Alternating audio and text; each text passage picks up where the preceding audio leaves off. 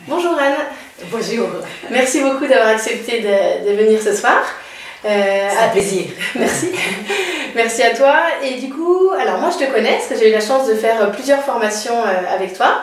Mais voilà, tout le monde ne te connaît pas, donc est-ce que tu veux bien te présenter déjà en quelques... Oui, alors je suis donc Anne Ferraud-Vercouter et j'ai eu la chance pendant quelques décennies d'être enseignante en maternelle, en primaire et même en RAZ.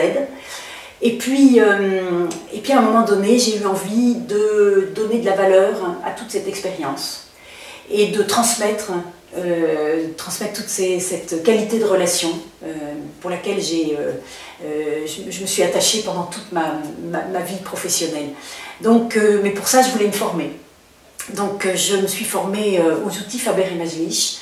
Je me suis formée à la médiation par les pairs et à la gestion des conflits, la gestion non violente des conflits. Et du coup, actuellement, je suis formatrice pour 3 associations pour laquelle je transmets ces outils avec un même esprit, même si les outils ne sont pas toujours tout à fait les mêmes, mais dans ce même esprit à la fois de bienveillance, de non-violence, d'empathie et de respect. Voilà, c'est vraiment ça les maîtres mots. Tu as à cœur de transmettre tout ça au plus grand nombre. Oui, oui, et on n'aura pas assez d'une seule vie, bien sûr, mais on est des colibris. Ouais. Et je fais ma part, voilà. Et c'est vrai que le métier de parent, c'est pas forcément, c'est un métier qu'on n'a pas forcément la chance d'apprendre. Oui. Et moi, quand j'ai pu faire la formation avec toi, donc c'était 8 rencontres avec d'autres parents, et c'était tellement riche. Voilà, je me suis dit, oh là, ça pourrait tellement changer ma vie. Voilà, j'ai voulu tout appliquer du jour au lendemain, oublier toutes les bases sur lesquelles je m'étais construite. Et je me suis rendu compte 3 ans plus tard que ça fonctionne pas forcément comme ça. Il faut du temps. Il faut du temps. Voilà. Il faut du temps. Oui, le métier de parent, c'est le métier le plus difficile et c'est le seul qui s'apprend pas. Eh bien, moi, je prétends que ça s'apprend. Ça s'apprend parce que on a tendance, chacun de nous, à retransmettre l'éducation qu'on a reçue. J'ai tendance, et je m'entends dire des choses que ma mère disait, que mon père disait, et que je m'étais juré de ne jamais dire. Et zut, je suis en train de le dire. Voilà, et ben oui, ça nous arrive tous. Et pour pouvoir changer là-haut les itinéraires et les phrases répétitives, eh bien ça s'apprend. Si je vais être très forte en jogging, il n'y a pas à tortiller, il faut que je cours. Si je vais être très forte en natation, il n'y a pas à tortiller, il faut que je nage. Eh bien, pour pouvoir changer et utiliser tous ces outils, eh bien, il faut que je m'entraîne. Et le temps est long. Et pour ça, j'allais dire plusieurs choses importantes. La première, c'est que pour me changer, il faut de l'empathie envers soi-même. C'est-à-dire, je ne vais pas y arriver du premier coup. Mais rien que le fait que je me dise « Ah, là, j'aurais pu le dire autrement », eh bien, ça veut dire que là, déjà, j'ai pris conscience. La première marche, c'est la première marche. Un compétent conscient. Voilà. Je suis même sur la 2e marche. Je suis même sur la 2e marche, c'est-à-dire je suis toujours incompétente, mais je suis consciente de l'être. C'est la marche la plus inconfortable, bien sûr. Autre chose que je voulais dire qui me venait, donc j'ai tendance à reproduire l'éducation que j'ai reçue. Ça, c'est évident. Et du coup, je ne peux pas en vouloir à mes parents. Ils m'ont transmis ce qu'ils pensaient être le meilleur au moment où c'était, à l'époque où c'était, avec ce qu'ils avaient reçu eux-mêmes de leurs propres parents. Donc je ne peux pas en vouloir ni à mes parents, ni à mes grands-parents, qui ont fait la même chose, c'est-à-dire qu'ils ont transmis à mes parents ce qui se pensait être le meilleur pour l'époque. Donc ça veut dire que je me mets dans une situation de non-jugement. Non-jugement de ce que mes parents ont fait avec moi. Non-jugement de ce que moi je fais avec mes enfants aujourd'hui. Et du coup, je me mets dans une posture d'empathie et d'auto-empathie. Empathie pour mes parents, qui m'ont donné ce qu'ils pouvaient me donner. Ils ont pensé me donner le meilleur. Ils l'ont fait en se disant j'ai toutes les bonnes raisons de faire ce que je fais, de dire ce que je dis et de penser ce que je pense. Eh bien, c'est dans cet état d'esprit-là. Et du coup, ça permet de rentrer en empathie avec ses propres parents, de ne pas leur en vouloir, et de se dire, maintenant, c'est à moi, avec ce que j'ai reçu, qu'est-ce que je vais faire de ce qu'ils m'ont transmis? Et du coup, de garder tout le meilleur, les valeurs, les choses auxquelles je crois, toutes mes croyances, mais aussi toutes mes valeurs. Et et petit à petit, de me mettre en chemin et en dynamique de changement pour évoluer et transformer et me dire « Ah, ça, non, ça j'ai envie de le jeter » et plutôt de garder ça et plutôt de... Voilà. Mais mon souci, moi, c'est que je voulais tout jeter. Et du coup, je trouvais que je progressais pas suffisamment vite et j'arrivais pas à être empathique envers moi-même en fait. Je me disais, mais quand mes vieux démons ressurgissaient, je me disais, mais non, c'est pas comme ça qu'il faut faire. Et je m'imaginais qu'en quelques semaines ou quelques mois, j'allais pouvoir parler ce nouveau langage. Et en fait, je me suis rendu compte, voilà, c'était pas si simple. C'était pas si simple. Mais oui, parce que c'est ancré en nous. Ce nouveau langage, cet ancien langage justement, et que c'est bien plus difficile que de parler anglais. Quand j'apprends à parler anglais, eh bien, je vais superposer un savoir, qui est de parler français, à un autre savoir, qui est de parler anglais. Là, je vais continuer à parler français, mais je vais devoir ôter des choses pour en mettre d'autres à la place. C'est bien plus difficile. C'est une opération intellectuelle bien plus difficile. C'est pour ça que je dis toujours aux parents dans mes ateliers, je suis toute en empathie avec vous et avec ce que vous vivez, et avec la difficulté de se dire « Oh là là, j'ai pas dit ce qu'il fallait, oh là là, il a encore fait une colère, oh là là, mais oui, ce sera pas la dernière. » Et quand tu parlais de vieux démons tout à l'heure, j'ai une mauvaise nouvelle. Ils vont encore ressurgir.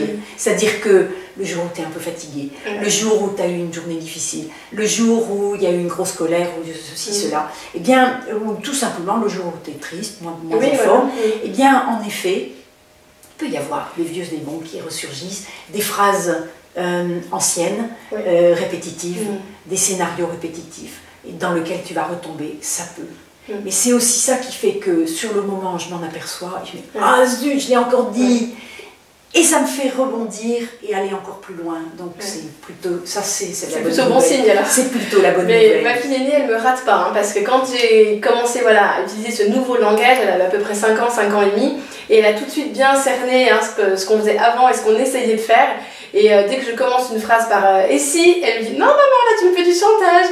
Je dis « Bah oui, t'as raison. » Mais d'un autre côté, elle me rappelle à l'ordre et voilà. Et oui, je m'en rends compte parfois. Parce que les enfants, ils ont un cerveau encore plus plastique que nous. Oui, c'est ça. Et qu'ils adoptent, et qu'ils voient aussi les bienfaits. Le bienfait que ça leur fait, au niveau presque, j'allais dire, physique. Et du coup, ils se disent, mais non, c'est plus possible qu'on revienne en arrière. Et je me souviens en effet d'une maman dans un atelier qui racontait qu'elle avait, la semaine d'avant, elle s'était mise à hurler, et ses enfants « Oh non maman, tu vas pas recommencer !» Eh ben oui, parce que l'enfant, il prend conscience des transformations de son parent, et des bienfaits que ça apporte à la famille, de l'apaisement, et de la sérénité que ça apporte. Et il ne veut plus de ça. Et est-ce que tu peux nous parler du coup un petit peu des conséquences quand on utilise le langage en... Oui. Tu vois ce que je veux dire? Alors les conséquences, elles sont, j'allais dire, multiples. Si on va juste si on fait un focus sur la motivation par exemple, les conséquences de tout ce langage peu respectueux de l'enfant, eh bien au niveau de la motivation, on voit très bien. Et on le constate tous les jours dans les classes. Moi j'allais dire, je l'ai vu sur des centaines d'enfants au fil de ma carrière, d'enfants qui perdent la motivation, qui perdent la confiance en eux et qui, bon, de toute façon, moi je ne sais pas faire. Voilà. Et ça, on sait maintenant, j'allais dire, c'est scientifiquement prouvé, on sait que la motivation, eh bien, elle est activée, elle est dynamisée par l'adulte. Bien sûr que l'enfant il a un rôle à jouer, mais l'enfant il est tellement peu dans la prise de conscience de ce qu'il vit, c'est notre atout à nous les adultes, que du coup il est en dépendance vis-à-vis de nous, même si on fait tout pour le rendre autonome affectivement et matériellement, mais il n'empêche qu'il est quand même dans cette dépendance-là de notre regard, et que son estime de soi elle se construit par notre regard. C'est bien une motivation extrinsèque dans un premier temps. Cette motivation extrinsèque, eh bien, on n'y échappe pas. C'est peu à peu que la motivation intrinsèque va se créer. On pourrait en reparler longuement. donc là, j'ai parlé surtout de la motivation. Je pourrais parler de beaucoup d'autres choses. On a fait une petite allusion à l'estime de soi. Ben oui, la construction de l'estime de soi, on voit bien. Elle est générée, elle est construite par la façon dont je parle à l'enfant. C'est-à-dire l'enfant, il va croire en lui et en ses compétences et ses capacités par la façon dont je vais lui parler et le prix que je mets à la relation et l'importance que je donne à la relation. Donc oui, c'est vraiment, c'est essentiel, cette qualité de relation que je tisse et cette relation d'empathie que je tisse, eh bien c'est ça qui va faire que l'enfant, il va croire en lui. Il va croire en ses capacités, il va oser dans la vie, il va prendre des initiatives, il va mobiliser son énergie, il va avoir suffisamment de sécurité intérieure pour du coup, cette sécurité va créer quelque chose de paisible en lui qui va faire que ses neurones seront open, seront ouverts, seront disponibles. Donc c'est le troisième focus que je peux faire au niveau du cerveau. Qu'est-ce qui se passe au niveau du cerveau quand un enfant est malmené? Et là, je vous suggère d'aller voir Catherine Guéguen, parce que c'est de l'or. Oui, mais elle m'a culpabilisée, parce qu'elle dit qu'on leur grille des neurones. Et, moi, et du coup, alors même si au niveau scientifique, c'est sûrement vrai, mais en tant que parent, c'est hyper culpabilisant, je trouve. Oui, c'est vrai. Et en même temps, la bonne nouvelle, c'est que de la même façon qu'une cicatrice, qu'une plaie se cicatrise, de la même façon, le cerveau se répare, se transforme, et même si ça grille des neurones, toi comme moi, eh bien, au fil de nos journées, sans cesse, on en grille et on en recrée. Oui, c'est vrai. Donc voilà la bonne nouvelle. Hein. Il ne faut pas oublier cet aspect-là, qui fait que du coup, oui, en effet, peut-être je grille des neurones. Quand j'ai un grand stress, j'en grille aussi. Hein. C'est la vie qui fait ça. Mais je peux aussi le régénérer par la bonne alimentation, par le fait de prendre soin de moi, par le fait de remplir mon réservoir intérieur, virtuel, par des choses qui vont me nourrir, qui vont me ravir, qui vont apporter du positif, du bonheur et des bonnes choses et des bonnes relations. Et tout ça fait que mes neurones vont bien et sont en bonne santé et sains, bien sûr.